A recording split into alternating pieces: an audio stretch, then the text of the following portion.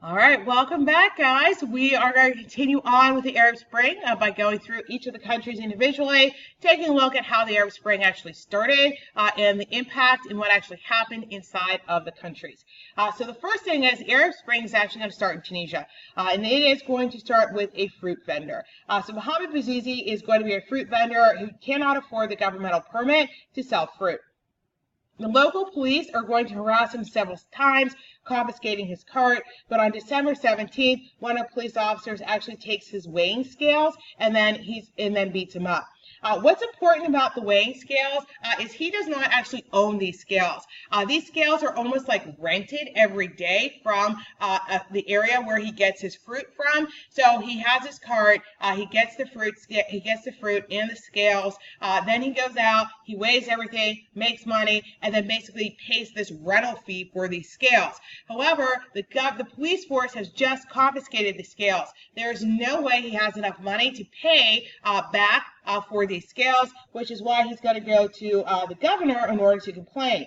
The governor, however, will not even see him because he has no recourse. He has no one to file a complaint. He has no one who is listening to him. He decides that he's going to basically commit suicide, and he sets himself on fire in the public square. People are going to be outraged by the corruption of government that's been going on, and about the level of police abuse that's been going on.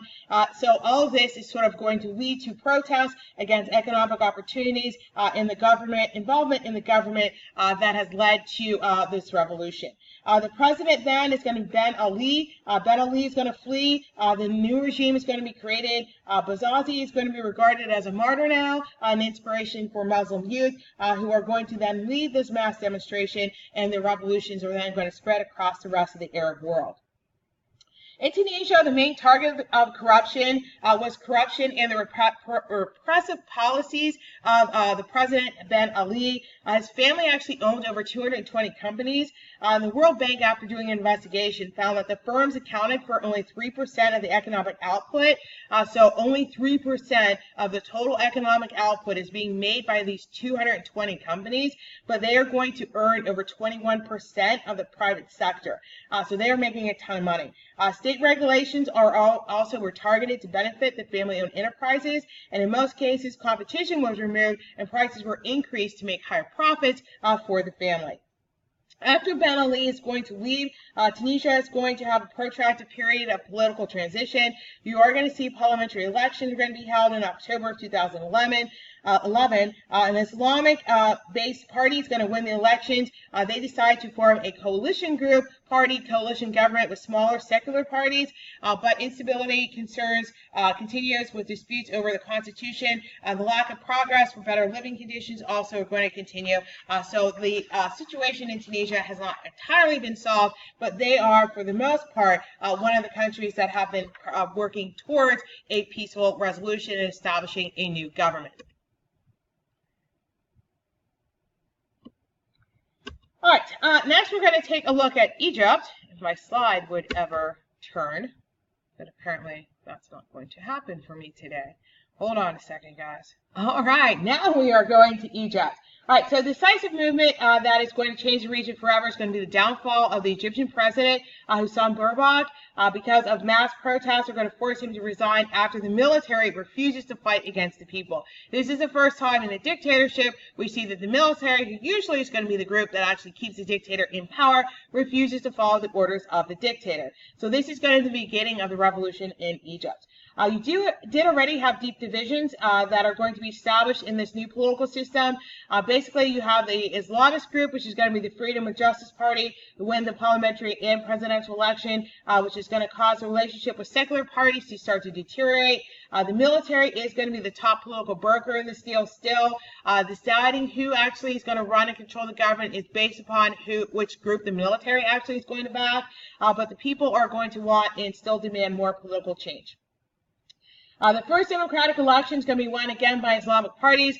They do not create elected state institutions, causing the first democratic parliament to be dissolved. You then have emergence of the Muslim Brotherhood candidate. Mohamed Morsi won the presidential election, but he was deposed after a mass anti-government protest and a military coup. Then various government groups start to fight over control. The political uncertainty means that continuation of protests, labor strikes, and distrust between the groups also is going to continue. The Muslim Brotherhood is going to condemn the military takeover of the government and refuse to recognize the new regime. Secular parties supported by the military press for transition back to civilian rule, but are divided and lack a common strategy. Many people are worried that the military are going to be forced to protect and basically establish the old order again and get rid of changes. New constitution is going to be drafted in 2013, which currently we see a new Egyptian president who has been elected, who vows to correct all the mistakes of the past. All right, Libya. Protests against Colonel Gaddafi are going to escalate into a civil war, and it's going to be caused by the Arab Spring. NATO forces are going to intervene against Gaddafi's army, helping the opposition rebel movement to take over the government. Gaddafi eventually is going to be captured and then executed. The rebels, however, do not hold on to power. Various rebel militia groups partition the country, leaving the central government too weak in order to get authority and provide basic services. So the central government cannot provide services and does not have any authority. Most of the oil production is going to be reduced while political violence between the groups continue, which is eventually going to lead to the rise of Islamic extremists. There are going to be continued violence in Libya during the civil war. In the beginning of the revolution, military forces are going to relinquish power, abandoning barracks and also armed depots. So lots of weapons just laying around. Gaddafi's opponents are going to recruit local residents and army deserters to form militias to fight against Gaddafi's elite units. The militias took advantage of the NATO air power and defeated the governmental forces. Some of the army units then declared that Libya was liberated, but the militias refused to disarm in order to protect the revolution. So dozens of militias are now then creating de facto rulers of their own territories. Each militia contains tens of thousands of very heavily armed soldiers from different parts of the country, who are each trying to gain control of the capital. However, rival militias are already controlling the capital, so this is just going to be basically a fight after fight between the various groups. The National Transition Council was recognized by most international governments as the legitimate government of Libya, but they never really controlled the militias, who believed that they were entitled to the spoils of war because they helped, get rid of Gaddafi. The central government still remains weak. Gaddafi's national army was outgunned by the militias, and so they've kind of become the police force now for this national transitional government. Tensions are going to remain in several key areas. So our key area of concern is control over the capital. Again, clashes over all the various militia groups that are trying to control the area. Basically, they're trying to gain control of the airport. With control of the airport, you can control, hopefully the rest of the country. You've got regions versus the capital. Divisions of the country are again into de facto self-ruled territories that are reinforced regional identities. The militias from the different regions do not trust each other. Many are prepared to defend their autonomy and land. Towns with oil refineries want to make sure that they have a fair share of oil profits. And actually, most of them are going to be in eastern Libya, and they support in complete autonomy from the rest of Libya. You also have rival local groups. Some of the militias use their new power to persecute Libyans who had collaborated with Gaddafi. So while in the south, violence between rival tribes go back decades and was a result of Gaddafi's strategy of playing one tribe against each other. So basically support Gaddafi. Now you're on the outs, and militia groups are basically trying to take over. Last, you still again have this very weak central government that does not offer alternatives to being a member of a militia. There's no job, no economic opportunities, there's no educational opportunities. For most young people, members of militia is the only opportunity they have. The only other thing they can do is they can work in the oil fields. Those typically are going to be low pay, bad conditions, long hours, and really not having any kind of real economic future of being in the oil industry. All right, Yemen is next. So basically, you have the leader of Yemen is going to use the military in order to try to stop the revolution, and like in other countries, it is going to backfire. The army eventually is going to split into two different factions. One group is going to be pro-government, the other group is going to be pro-revolution. At the same time of this, Al-Qaeda is going to try to seize control of the southern portion of the country. So Saudi Arabia steps in to save Yemen from a civil war. The president does agree to step down, and he's going to be replaced with a transitional government. Little progress, though, has been made in Yemen in order to try to create a stable democratic rule because of continued al-Qaeda attacks, continued separatist movements in the south, tribal disputes, and a collapsing economy. Bahrain. Bahrain had a long history of fighting between the ruling Sunni royal family and the Shiite majority population that demanded more political and economic rights. Uprisings in other Arab nations are going to re-energize this largely Shiite population to protest. Bahrain was on the verge of toppling. Again, Saudi Arabia steps in to save the day. They are afraid if Arab monarchs start to fall, that they're going to fall as well. So they're going to provide military intervention.